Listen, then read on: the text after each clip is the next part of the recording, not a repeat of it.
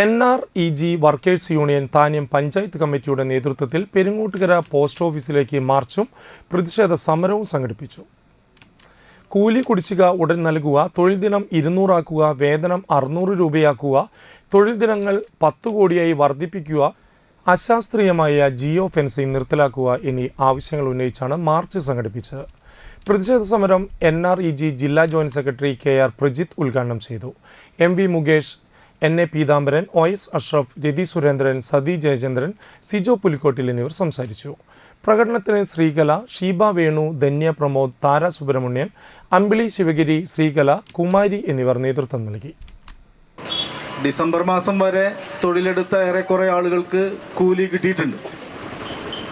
അതിനുശേഷം ജനുവരി മുതൽ ഇങ്ങോട്ട് മാർച്ച് മാസം വരെ തൊഴിലെടുത്ത് 100 ദിവസം പൂർത്തീകരിച്ചവരുണ്ട്, അതിന് താഴെ വരെ ജോലി ചെയ്തവരുണ്ട്, ഒക്കെയുണ്ട്.